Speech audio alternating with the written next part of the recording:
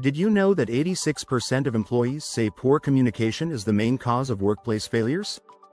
Shocking, right? Despite this, many leaders continue to make communication mistakes that ruin team dynamics and hurt their success. What's even more surprising is that these mistakes often go unnoticed until it's too late.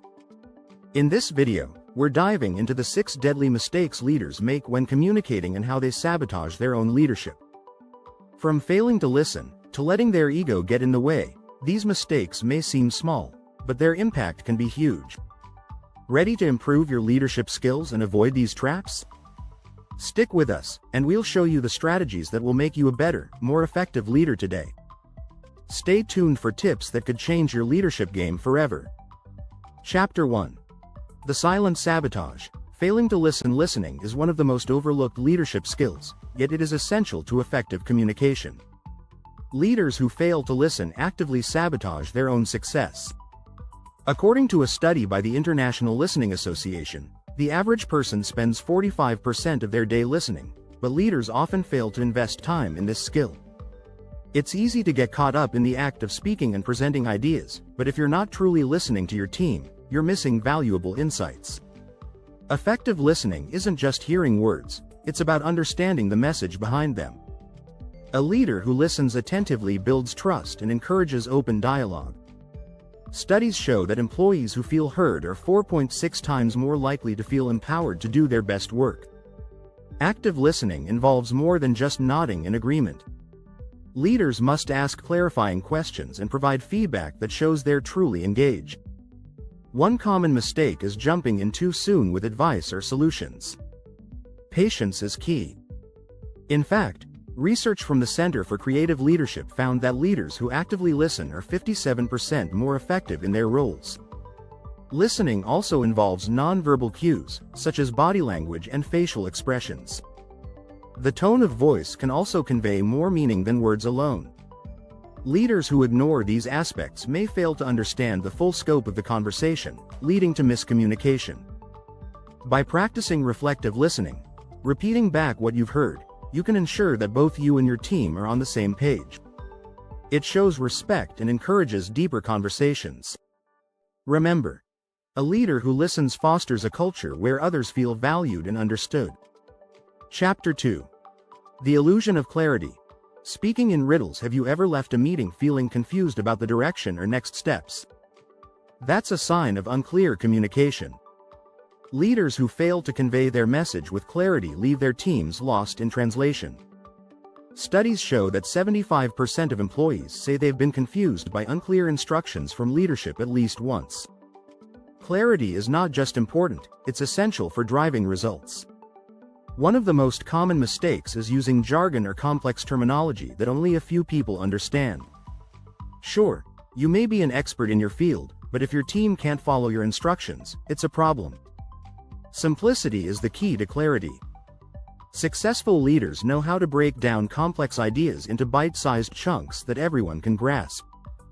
Effective communicators don't just focus on what they're saying, they focus on how their message will be received.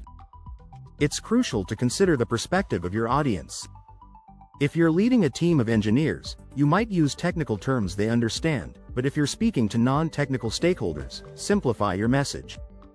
It's also important to structure your communication.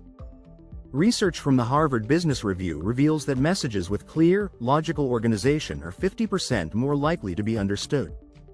Using bullet points, outlines, or diagrams can make all the difference. Avoid dumping a lot of information all at once, people will tune out. Remember, clarity doesn't mean dumbing down your ideas. It means making them accessible. In fact, a study from the University of California found that clear communicators are seen as 50% more trustworthy than those who use vague or convoluted language. So, when in doubt, simplify. Chapter 3. The power vacuum.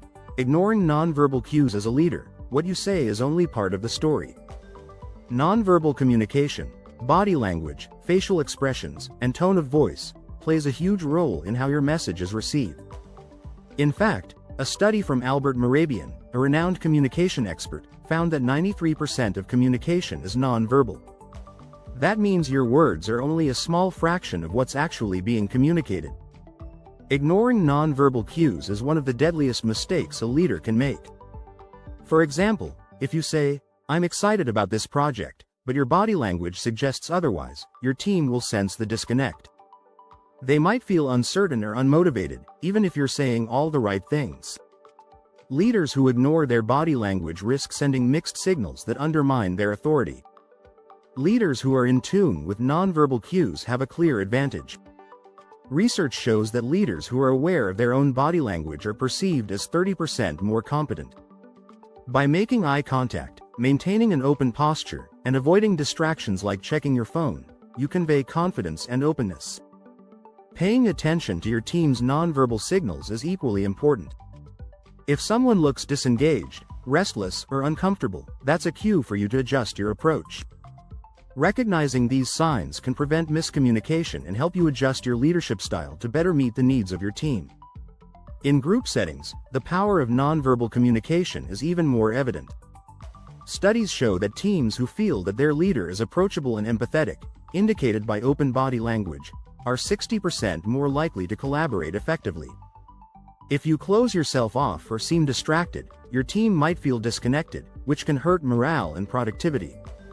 Leaders who master nonverbal communication can significantly enhance their influence. Simple practices, like maintaining an upright posture or mirroring the body language of your team, can create an atmosphere of trust and respect. In fact, research from Forbes suggests that body language can increase a leader's perceived authority by up to 20%. When you're speaking with your team, be conscious of your gestures. The way you use your hands or tilt your head can either reinforce your message or detract from it. For instance, crossing your arms can signal defensiveness or a lack of openness. On the other hand, an open posture communicates confidence and invites others to engage. Ultimately, successful leadership communication is about consistency. Your words should match your body language, and your body language should reinforce your message. As communication expert Peter Drucker once said, "The most important thing in communication is hearing what isn't said." This wisdom applies to both verbal and nonverbal communication. Chapter 4. The Ego Trap. Overpowering others with your voice leadership is about guiding your team, not dominating the conversation. When leaders speak over others or disregard their input, they create an environment where collaboration dies. According to a study by Gallup, only 3 in 10 employees strongly agree that their opinions seem to count at work. This highlights the damage that can be done when a leader overpowers the voices of others. One of the biggest mistakes leaders make is letting their ego get in the way of communication. When you talk more than you listen, your team will begin to feel disempowered. Great leaders know when to step back and give others space to share their thoughts. The key is to allow your team members to speak freely and contribute ideas.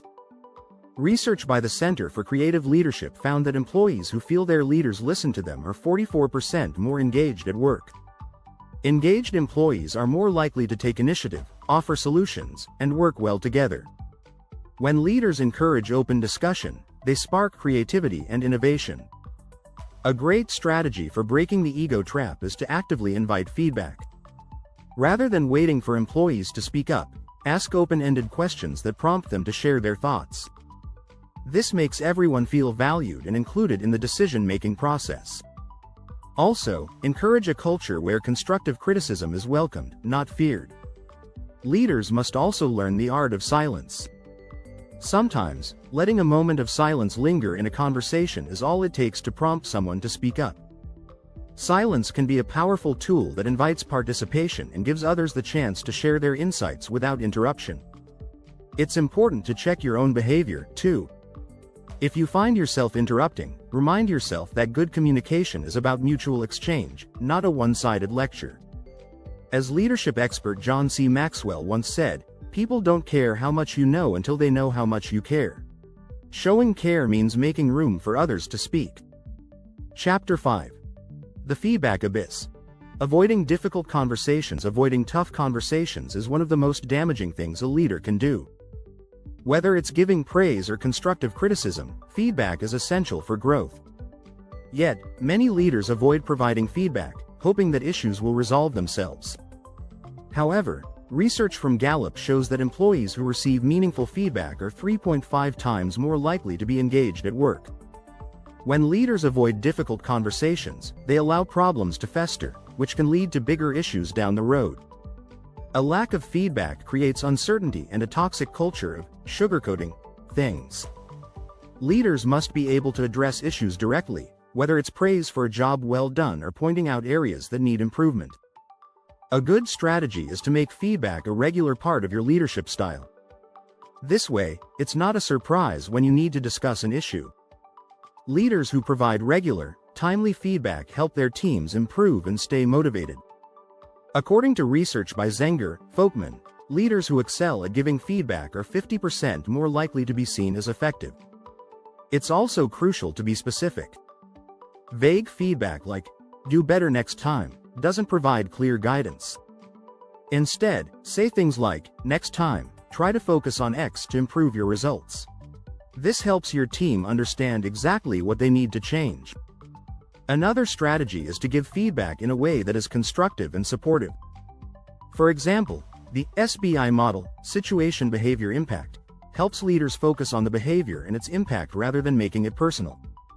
A leader could say, "In the meeting yesterday, situation, when you interrupted me, behavior, it made it harder for us to stay on track, impact, it's equally important to receive feedback as a leader." A good leader knows that growth doesn't come from only giving feedback, it comes from listening to it, too. Leaders who invite feedback from their teams create a culture of mutual respect and continuous improvement. Chapter 6. The disconnect.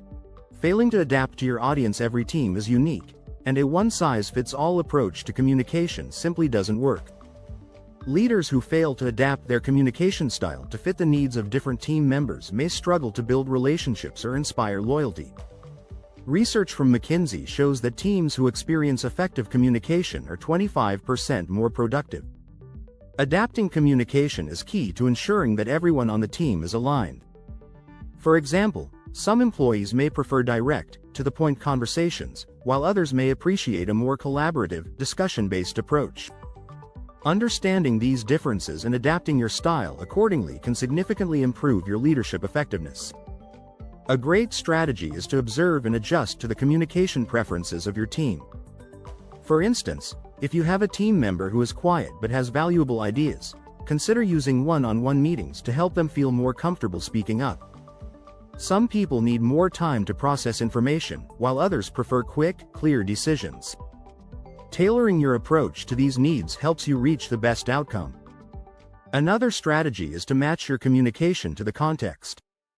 A high-stakes situation may require clear, concise communication, while a brainstorming session might require more flexibility and creativity. Effective leaders are agile in how they communicate, able to shift gears based on the situation at hand. Leaders who fail to adapt often cause frustration. According to the Harvard Business Review, 60% of employees say they don't feel their manager truly understands them. This disconnect can lower morale and lead to disengagement. Adapting your communication isn't just about making sure people understand, it's about making sure they feel understood. Finally, take the time to communicate your vision in different ways for different people. While some team members may connect with data and facts, others may respond better to stories and emotional appeal. By varying your communication style, you'll ensure that your message resonates with everyone on the team, driving engagement and fostering a shared sense of purpose. Ultimately, the ability to adapt to your audience not only enhances understanding but also strengthens your leadership. As author Stephen Covey said, "Seek first to understand, then to be understood." By making this your communication mantra, you'll be able to build stronger, more cohesive teams that perform at their best.